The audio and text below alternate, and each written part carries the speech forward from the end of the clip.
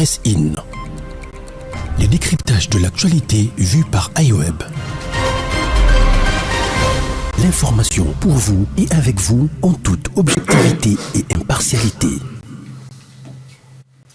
Bonjour chers auditeurs de iWeb Radio, chers internautes de iWeb RD Congo, mais aussi chers lecteurs de www.iwebrdc.com et bienvenue à cette émission Top 15, plutôt Presse In, une émission fait maison. Nous sommes des journalistes de iWeb et nous analysons les actualités tout le jour. Aujourd'hui, exceptionnellement, je suis avec Madame Kandi Kisalou Mbungumata, à qui je dis bonjour. Bonjour à toi Gilbert Ngunga. Contente de partager ce plateau avec toi, sans Atibou.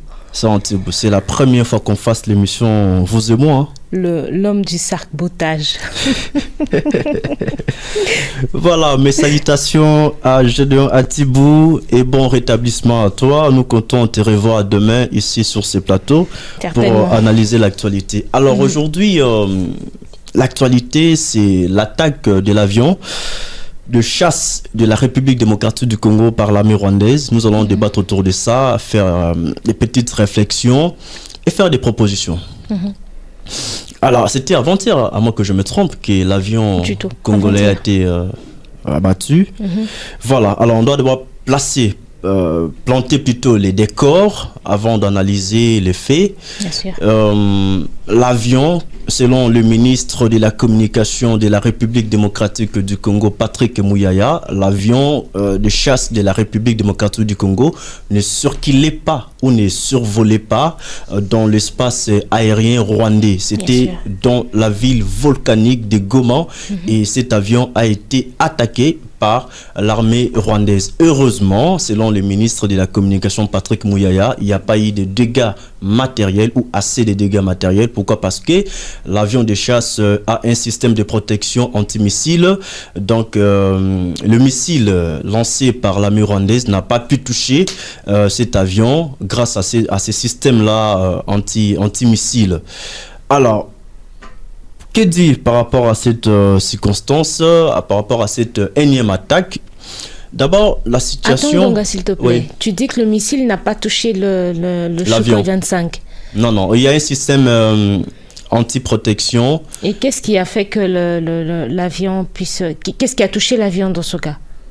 Rien du tout. Bon, il y a eu quelques... Bon, les termes techniques m'échappent en fait. Pardon? Les débris?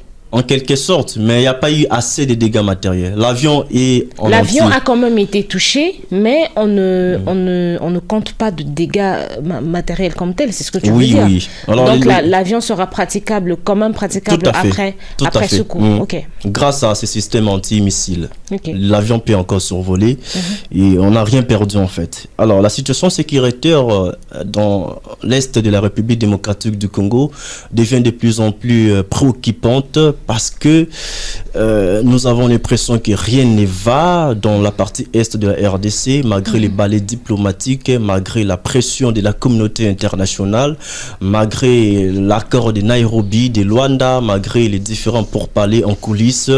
La guerre est toujours dans l'est de la RDC. Nous avons l'impression que Paul Kagame ne veut pas lâcher l'est de la RDC. Pourquoi? Parce que c'est vraiment ça la réalité, parce que la guerre est toujours là. Alors, vous savez, depuis près de 20 ans, nous avons la MONUSCO sur le sol congolais. La MONUSCO qui a la mission de maintenir la paix, mais cette mission onusienne est la plus grande des missions dans l'ONU, n'arrive pas à imposer la paix dans l'est de la RDC. Non, il faut bien parler. Je serai là aujourd'hui pour t'interrompre à chaque fois que tu diras ce que je trouve à mon humble avis ne pas être à sa place. Il ne faut pas dire que la MONUSCO n'arrive pas, il faut plutôt dire que la MONUSCO ne veut pas. Oui, elle ne veut pas. La MONUSCO ne veut pas tout justement parce que la MONUSCO c'est l'armée du monde entier en fait. Il y a des Ukrainiens, les Russes, il y a les Angolais, il y a les militaires presque de toutes les nationalités qui constituent ce qu'on appelle la MONUSCO. Comment l'armée mondiale n'arrive pas ou ne veut pas imposer la paix dans l'est de la RDC, soit disons qu'il y a une rébellion au nom de M23 qui serait plus puissante que la MONUSCO. Donc c'est inadmissible en fait. Vous avez tout à fait raison. Nous avons la MONUSCO, nous avons EAC aujourd'hui qui est sur le sol, qui n'a pipé aucun mot d'ailleurs. Parce que quand l'avion a été attaqué, la MONUSCO n'a pipé aucun mot, l'EAC n'a pipé aucun mot, la communauté internationale dans son ensemble n'a pipé aucun mot. Nous avons maintenant là l'impression que nous sommes délaissés par la communauté internationale et qu'elle serait du côté du Rwanda. C'est pas une impression. Pourquoi tu parles d'impression? Je parlais de l'impression, voilà. C'est pas une impression. Il faut vraiment qu'on dise les choses telles qu'elles sont. Clairement.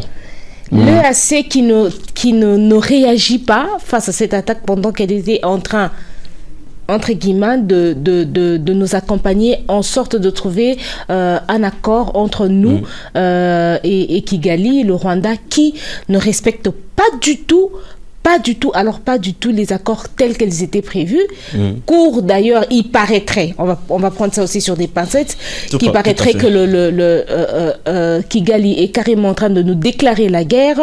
Il paraît que Kigali est en train de se retirer de cet accord qu'elle avait fait de Luanda et de Nairobi, de non-guerre avec la République démocratique du Congo. D'ailleurs, on a appris que déjà, elle est en train de tenter de prendre Kichanga, une des villes, ou je ne sais pas comment je dois appeler ça, territoire de l'Est du pays. Non, le 1-23, les rebelles du 1-23 ont été repoussés par les forces armées de la République démocratique avant du d'être Congo. repoussés, ils ont été repoussés parce que justement, ils ont tenté de prendre Kichanga. Voilà. Et l'EAC n'a pas bougé, comme tu as dit, et la communauté internationale non plus n'a pas bougé. Personne n'a réagi, la MONUSCO non plus.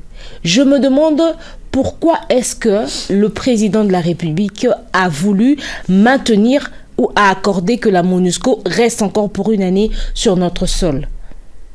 Je me pose la question de savoir pourquoi est-ce que l'EAC n'a pas réagi. C'est pas une impression, on va dire que l'EAC est en connivence avec tous ceux qui sont en train de travailler à l'encontre des Trimans en défaveur de la République démocratique du Congo. Ils sont pour cette balkanisation, pour qu'on nous prenne cette partie de l'Est qui regorge beaucoup de richesses et de minerais pour nous maintenir dans une position de faiblesse. C'est exactement ce qui est en train d'être fait. Si c'est vrai que... Vous avez posé une question pertinente. Pourquoi le chef de l'État Tshisekedi ne veut pas, en tout cas, que la MONUSCO ne quitte le sol congolais? En tout cas, un accord a été signé. La MONUSCO est là pour un an. Un an, pourquoi? Parce que le 20 décembre 2023, nous aurons les élections sur l'ensemble du territoire national congolais. Alors, la MONUSCO est là pour nous aider, notamment dans les déploiements de kits électoraux, parce que la MONUSCO a des avions qui peuvent nous aider à faire les va-et-vient et tout et tout. La RDC n'a pas assez de moyens. Voilà pourquoi la MONUSCO est là. Deuxième raison, c'est que la MONUSCO, comme je dis en entame de ma prise de parole, la MONUSCO est sur le sol congolais pour maintenir la paix. Or, les médecins de la paix passent aussi par l'organisation des élections crédibles, transparentes et apaisées. Il est là comme observateur des élections et en 2023, fin 2023 plutôt, elle partira. Cette fois-ci, je suis un peu sûr. Ça fait 20 ans que nous avons la MONUSCO sur le sol congolais, n'est-ce pas? Oui. En 20 ans, nous avons compté bien plus de massacres. Il n'y a jamais eu dans le monde entier des massacres comme ceux qui se font ici, à l'est de notre pays. 20 ans que nous avons la MONUSCO, 20 ans que la MONUSCO a échoué lamentablement sur sa mission. Au point qu'aujourd'hui, on conclut pour dire que la MONUSCO n'est pas venue pour nous aider à maintenir la paix ou à recouvrir ou à trouver la paix à l'est du pays. La MONUSCO est venue parce qu'elle est en train de travailler en connivence avec ceux qui sont en train de nous maltraiter sans dessus-dessous. Comment on peut... La mission principale de la MONUSCO, c'est le maintien de la paix. Cette histoire d'élection, nous aider à déployer les matériels pour les élections dans tous les coins et recoins parce que nous n'avons pas les avions et tout ce qui va avec. Ça, c'est un fait. Ça, c'est une chose qui vient en 10e position, si je dois le dire comme ça. Mais principalement, la mission de la MONUSCO, c'est la paix. Et on se rend compte que il ne nous apporte rien. Donc, je pense, et qu'est-ce qu'il faut faire alors? puisqu'il y a toujours la guerre dans l'Est de la RDC. Mais il faut faire partir... C'est simple. J'étais en train de dire l'autre fois, on trouve que je suis trop drastique dans mon langage, que je suis trop dure, mais c'est la vérité, c'est la réalité. On ne peut pas aller par 4 chemins. Il faut faire partir la MONUSCO parce que la MONUSCO ne nous sert de rien. Il faut déclarer la guerre. Tu sais, hier, j'ai pris mon temps à lire l'opération Pomme Orange. Tu connais ? Je t'en parlais. Pomme Orange, c'est une opération qu'avait lancée à l'époque le président de la République, l'ancien président de la République, Joseph Kabila, qui avait travaillé avec le général Didier Etumba, ainsi qu'avec le général Baouma. Ils ont pris à peu près 19 mois pour essayer pas essayer. Ils ont pris 19 mois à travailler avec l'équipe, avec les FARDC à l'époque, après qu'ils aient fait un repli stratégique. Il y avait une guerre qui avait eu lieu. À l'époque, lorsque les M23 nous ont attaqués en 2013, c'était d'abord en 2012, lorsque les M23 nous ont attaqués, les FARDC ont fait un repli. L'ordre était venu au fait du chef de l'État à l'époque, Joseph Kabila, qui était le chef, le commandant suprême, qui a travaillé avec le général Etumba, qui à l'époque était le chef d'état-major, puis avec Baouma, le général Baouma, qui lui était à la tête de 8 régions, quelque chose comme ça. Je suis pas très forte en armée, en langage le message est passé. Militaire. Ils ont travaillé pendant 19 mois. D'abord, ils se sont retirés. Lorsqu'ils se sont retirés, qu'ils ont fait ce repli stratégique en abandonnant tous ces secteurs, toute cette partie de l'Est où les M23 étaient en train de régner, ça parlait de partout. La diaspora, tout le monde, même les habitants de l'Est avaient dit pour eux que les FARDC, le gouvernement congolais les avait abandonnés à leur propre sort. C'était une stratégie. Ils se sont retirés. Parmi les démarches qui avaient été entamées pour essayer de remettre les choses en place, il y avait d'abord le moral de tous ces militaires qu'on a eu à travailler. On a envoyé quelqu'un spécialement, c'était comme un éducateur civique, à remonter le moral des militaires, des combattants, à leur redonner de l'espoir, du courage et de la force. Et ils ont suivi une formation par rapport au plan, c'était un plan hyper secret, géré dans la discrétion la plus grande, durant 19 mois. Et l'objectif principal de ce projet-là, de ce plan d'attaque, devait normalement être exécuté en 30 jours pour repousser totalement les M23, les éradiquer, s'il faut le dire comme ça. Mais lorsqu'ils se sont mis au point d'exécution, ça n'a pris que 10 jours. Ils ont fait un essai, une phase test, si on peut le dire comme ça. Ils ont essayé à Kisangani.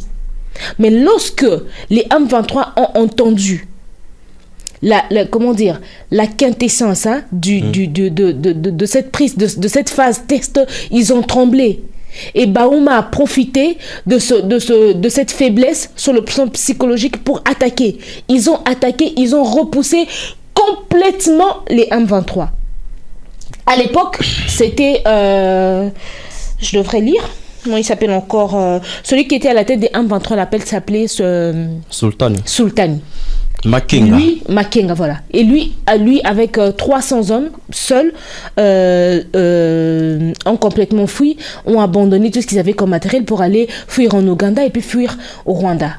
Donc la solution, c'est mener une guerre contre le Rwanda. Oui, mais si on a eu Didier Etumba, le général Didier Etumba, d'abord le commandant suprême à l'époque, Joseph Kabila, qui a travaillé avec le chef d'état-major, le général Didier Etumba, ensemble avec le général Baouma.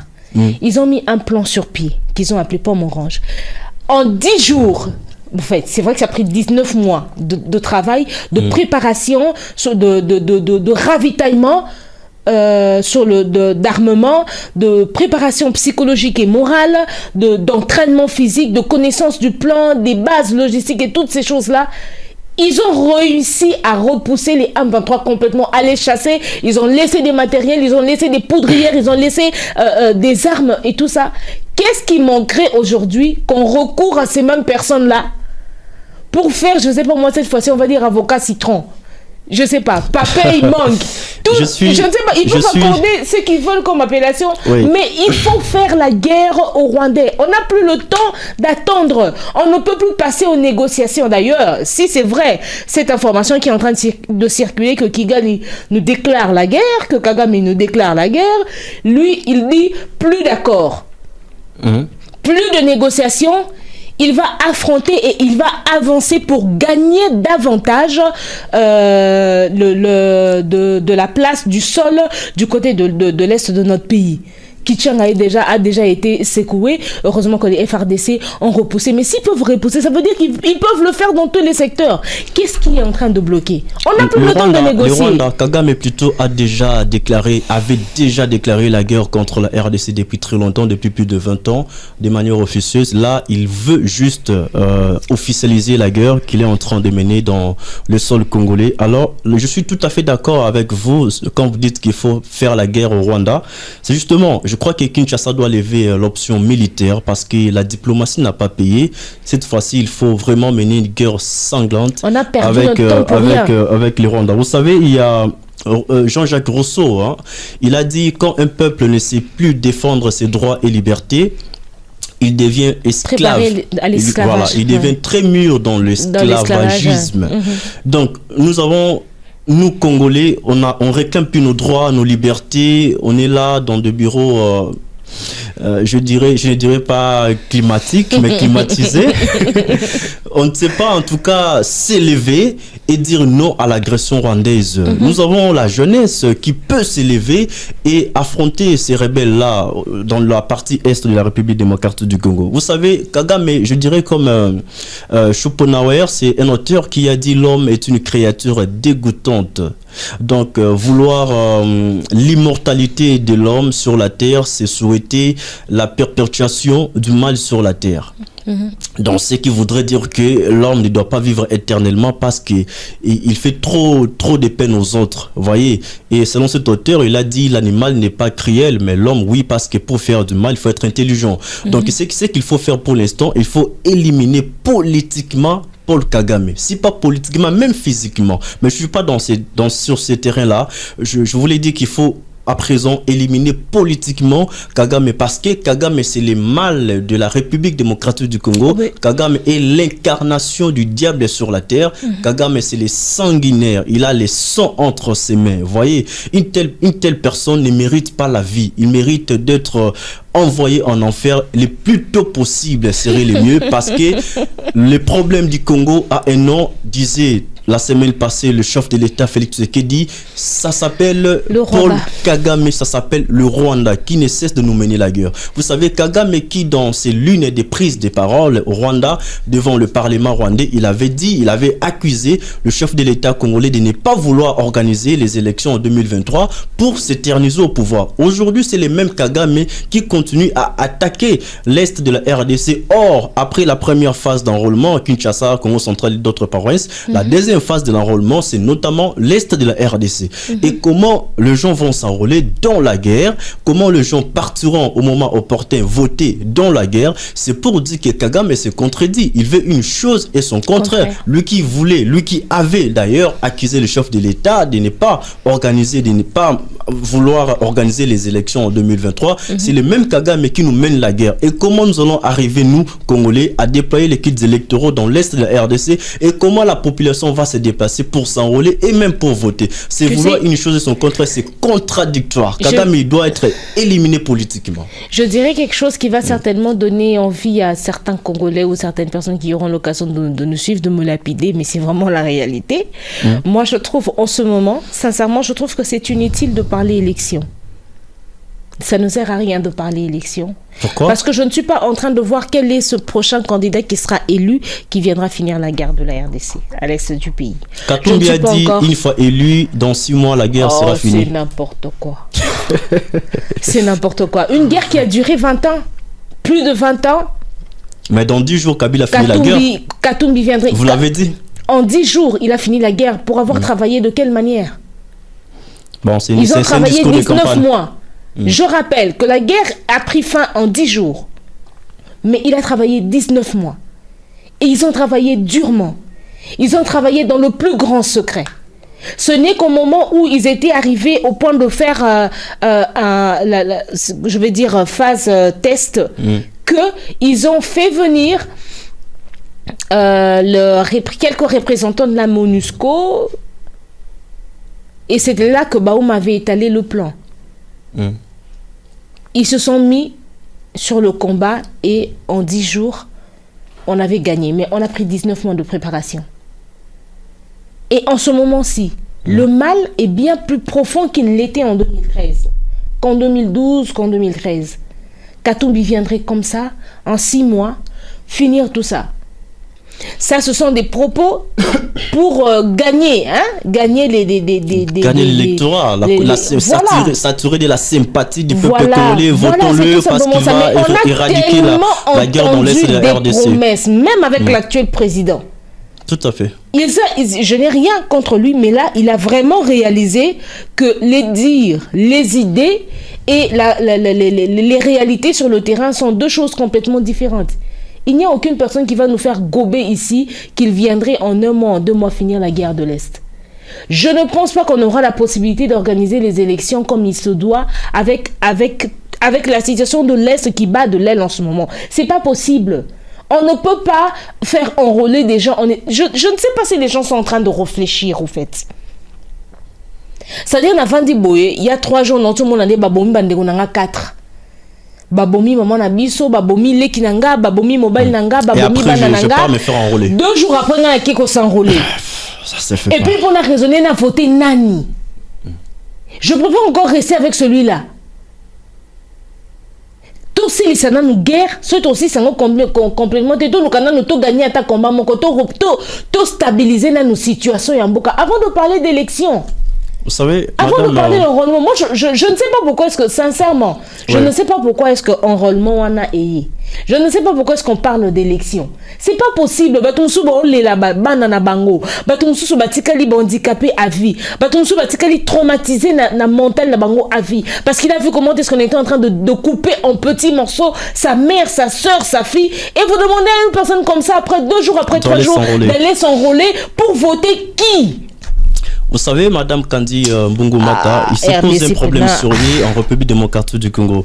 Tout ça, une autre solution, à part l'option militaire, à part la diplomatie qui n'a pas jusque-là marché, je crois que il faut aussi créer une cohésion nationale pour éradiquer et imposer, pour éradiquer les groupes armés qui équiment l'Est de la RDC et imposer la paix dans cette partie de la République démocratique du Congo. C'est la cohésion nationale. Créer une cohésion nationale. Aujourd'hui, Katumbi, par exemple, je prends l'exemple des deux politiciens de grosse pointure, Katumbi et Kabila, l'ancien président de la RDC. Aujourd'hui, cette guerre profite à l'opposition parce que l'année 2023, comme vous le savez, c'est une année électorale, essentiellement électorale. Et en décembre de cette année, nous aurons les élections.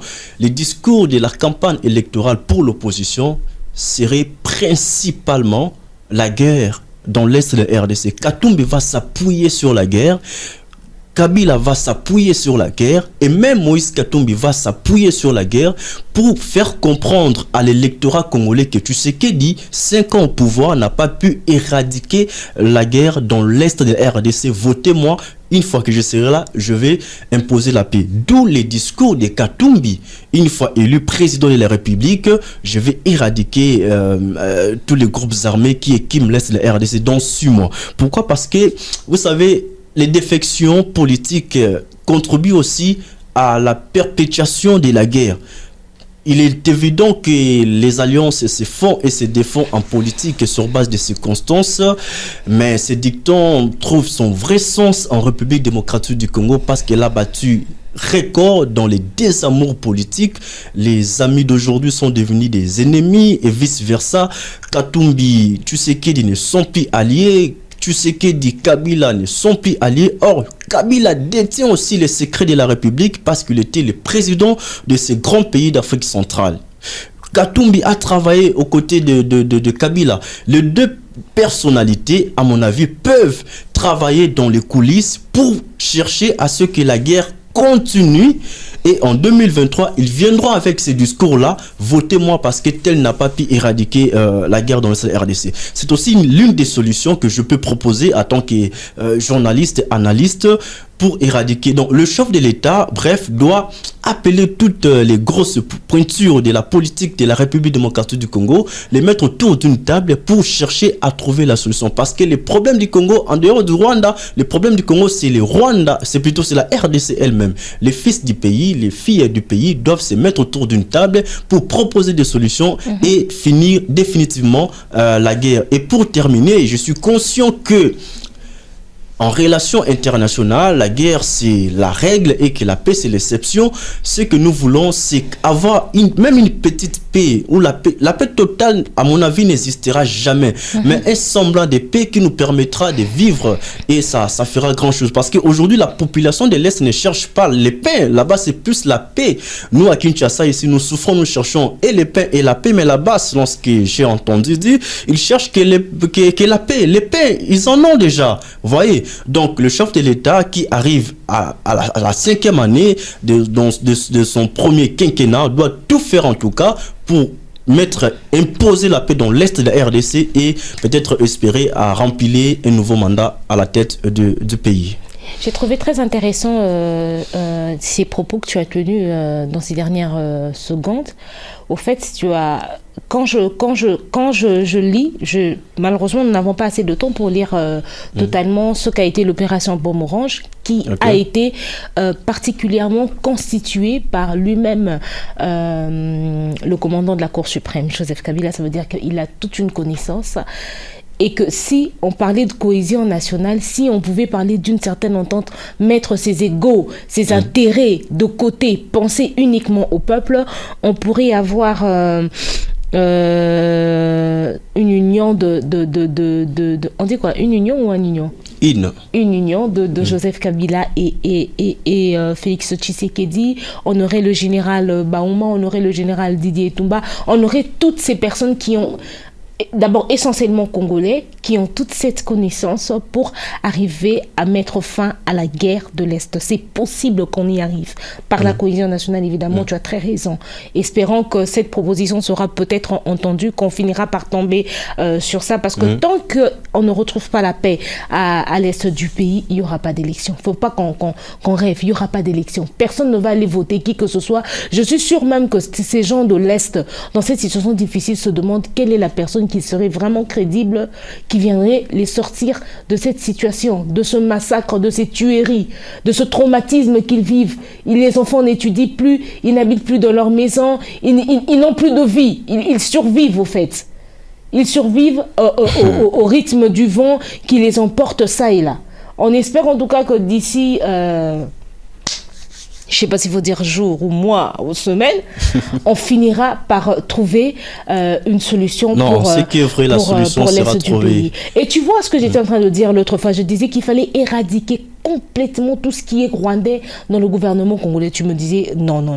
Mais d'après les informations qui sont en train de courir, on ne sait pas si c'est vrai ou si c'est faux, parmi les décisions qu'a pris Kagame pour nous faire la guerre, il a même dit qu'il arrêterait tout celui qui est congolais qui se trouverait sur le sol rwandais. Pense une mauvaise décision qu'il a prise. Si c'est vrai, c'est pas une bonne décision. Même les simples citoyens, ils veulent les arrêter. À combien plus forte raison nous qui les avons dans notre gouvernement. Voilà, nous accueillons les Rwandais ici. Il y a beaucoup de Rwandais sur le sol congolais. Il y a moins de Congolais sur le sol rwandais. Donc s'il prend la décision d'évacuer tous les Congolais résidant au Rwanda sur le sol congolais et que la RDC arrive aussi à prendre cette décision-là, c'est lui qui va pleurnicher, vous voyez. Et puis, nous devons juste détruire les murs qui nous séparent pour construire ou jeter des ponts qui nous relient, parce que c'est un problème national. Tous les Congolais doivent s'élever pour trouver une solution à ces problèmes. Nous devons donner les béquilles au chef de l'État, parce que seul, il ne peut pas éradiquer tous les groupes armés qui sont jusqu'à présent dans l'Est de la RDC. Je crois que c'est la fin de cette émission. Merci. Nous avons dit l'essentiel. On va se retrouver demain avec Gédéon Atibou, à qui je dis encore bonjour et bon rétablissement. Merci. Presse In. Les décryptages de l'actualité vus par iWeb. L'information pour vous et avec vous en toute objectivité et impartialité.